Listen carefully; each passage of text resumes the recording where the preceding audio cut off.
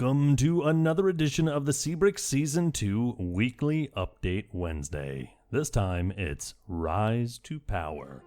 Hello everyone, this week the team wants to provide an overview of JFD's Rise to Power, which is a collection of gameplay mods that serve as renovated standalone components of what was previously known as JFDLC. Rise to Power mods deepen the experience of managing state-level and external affairs and provide human players several new options to roleplay along with your empire. For the AI, the changes are fairly organic, as Rise to Power uses the inherent biases and flavors that define an individual Civ mod's decisions, making parameters to structure how they form governments and what kind of political affinities they pick throughout the game. The result is a more rich experience in which empires feel they are changing throughout the game as opposed to being fairly monotone. It is best to give a few examples of how Rise to Power changes the game to help the sub get a good grasp of what to expect, but this overview will not be an exhaustive list of each and every new tech, building, social policy, ideology, and government choices that a Civ may now choose from. We'll provide a breakdown of everything RTP related in a more suitable format. Cycles of Power is a new gameplay mechanic. Each civilization now starts with a choice of one of three cycle powers: autocracy, oligarchy, or democracy, with each affecting the rate of their global gold, science, and cultural outputs. Civs prioritizing one yield over another will try to align themselves with one of these powers. Each cycle power also provides Civs with a unique way of generating a new yield called Virtue, which decays each turn and is tied closely to happiness. If their virtue ever reaches 0, they will descend into anarchy, after which their cycle power is replaced with a new one. Expect to see Civs move between powers as their happiness levels fluctuate. Epithets is also a new gameplay mechanic based upon how a Civ's population assesses their rule at the beginning of each new era. During any given era, certain actions will accumulate epithet progress. On entering a new era, if you have enough epithet progress, the leaders will be recognized with an epithet, a special title, and a one-time reward based on their dominant actions during the last era. Epithet progress can be accumulated by building wonders, earning great people, conquering and raising cities, clearing barbarian camps, starting golden ages and we love the king days, and spending faith and gold. Progress is reset each era. Some examples are epithets such as Magnificent, which is earned for building wonders and gives the Civ a golden age for accumulating enough wonder epithet progress, or Crusader, which is earned for capturing holy cities and grants a one-time XP bonus to all units. This will continue each era for every surviving Civ until the end of the game. Conservation, Industry, and Intrigue are three new social policy trees focusing on food, production, and espionage. They offer an alternative path before pursuing an ideology. In general, these new social policy trees help give a Civ that is already inclined to these particular yields to double down and gain a stronger advantage to dominate their lead in the category. They also serve to balance which Civs lead in the demographics so that less Civs are overall winners in multiple categories. Workforces introduces a new mechanic very similar to Civilization 6, as workers now expend build charges in order to build improvements. Instead of taking a number of turns to complete an improvement, improvements are now built instantly, consuming charges in the process. Roads, railroads, repairs, and clearing features still require a set number of turns to be completed, however, but they do not consume charges. Each worker may use these charges until they have none left, at which point they are expended, i.e. deleted. Workboats are also subject to this new mechanic, but they start with less charges, but provide a quick boon to island civs since they begin with 3 workboats instead of 3 warriors, and in general will need more workboats. The number of starting charges are increased by researching certain techs. Our build modifies the initial number of starting charges so that civs in the early game spend less production on workers. The other benefit of workforces is that we will not be seeing worker spam in Season 2, which could at times really congest empires. Looking at you, Boars and Mark II. Great Revolutionaries is presently not an RTP component, but we have a CBRX exclusive build provided by JFD to work with our mod setup. Great Revolutionaries changes how and when civs get to choose their ideologies. Civs no longer are granted a choice for ideology upon building 3 factories, and instead are able to choose an ideology upon obtaining a Great Revolutionary, which are randomly hidden in industrial era techs each game. This means the first tech to reach those randomly assigned techs will be the initial ideology founders.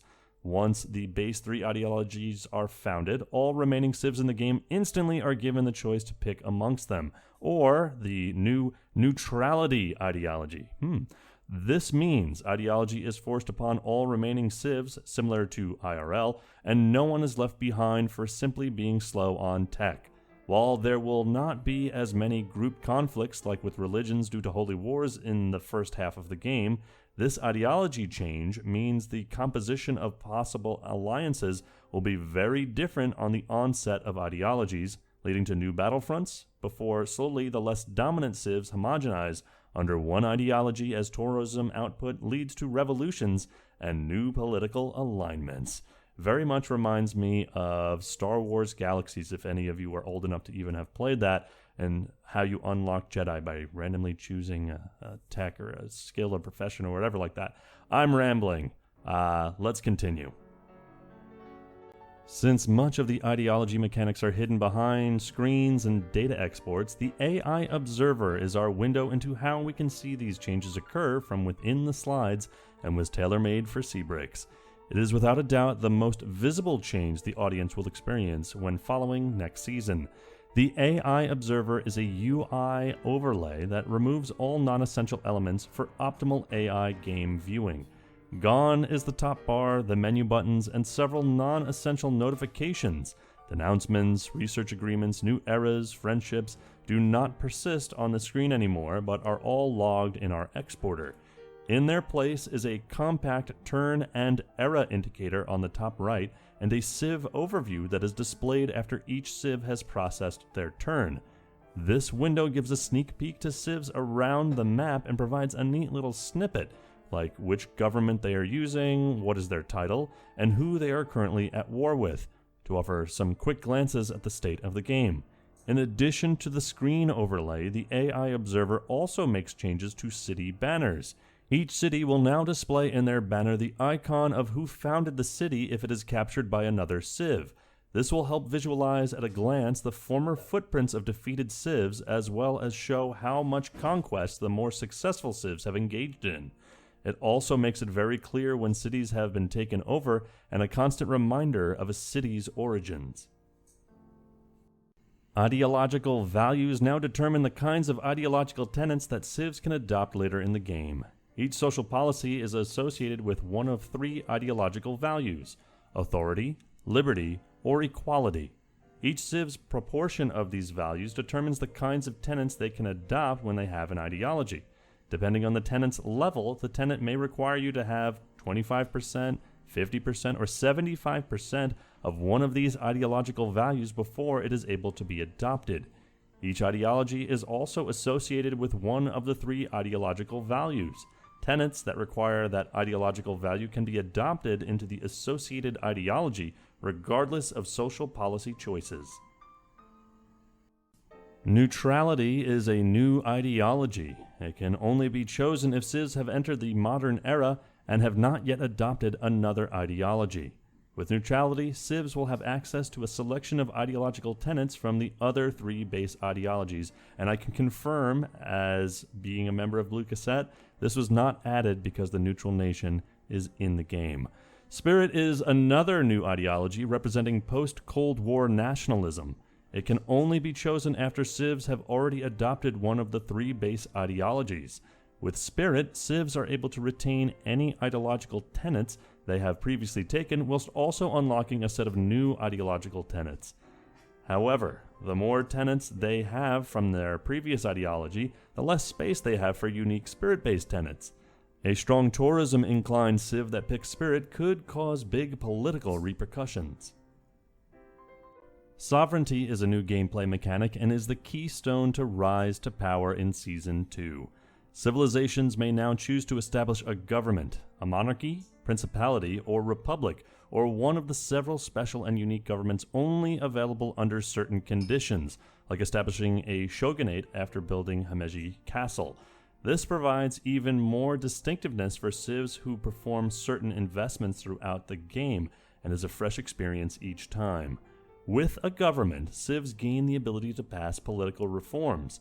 These are much like social policies, except they confer certain penalties in exchange for their bonuses, and they each come in mutually exclusive groups of 3. For instance, you can only choose one of universal, none, and landed in the suffrage group of reforms. To pass a political reform, there is a needed certain minimum amount of the new yield sovereignty. Sovereignty is not accumulated like other yields. Instead, it is a calculation based upon certain factors in any given turn. If civs have enough sovereignty, they can pass a political reform without costing them sovereignty to do so. When sovereignty levels fall below certain thresholds, there is the possibility for a revolution, which can result in a new form of government coming to power. Additionally, political factions compete with a government for control over the kinds of reforms that can be passed. Political factions each have their own sovereignty value, and this directly contributes to the minimum sovereignty that certain reforms require, reducing it for those reforms a faction supports and increasing it for those they oppose. The type of government you have, as well as certain reforms, will determine the specific nature and interest of political factions present within a civ's government. It is an interlocking web of forces that now shape the character of a civ, and it is all based on the biases already given by their authors. So it is not a forced progression, but rather a set of guidelines that instruct a civ on how to form a government that is consistent with their pre-existing attitudes and desires. And these guidelines provide ways for them to respond appropriately given the in-game events and outcomes that go against their wishes. The benefit for the audience, especially in an AI game, is that we now have ingredients with which to craft political intrigues between civs and their internal factions from within the game itself to really bring to life the story beyond just mere domination and speculation. For those that are interested in seeing this in action, the team highly recommends downloading and using Sovereignty and other Rise to Power mods to see how much fun it is to see all the civs change over time from within. Even if you wait to see this in action until you watch Season 2, the sub is in for a treat. There are some great government combinations that effortlessly will create memes and lore for us to play with. But that ends our review of Rise to Power by JFD that will be used in Season 2. If you have any questions or statements or anything, put them in the comments below. And anything else you want to talk about, come to the Discord, come to the subreddit, and chat with us there. But that will be it for this week. Join us next time. But until then, my name is Dawkinzz, and we'll see you next time.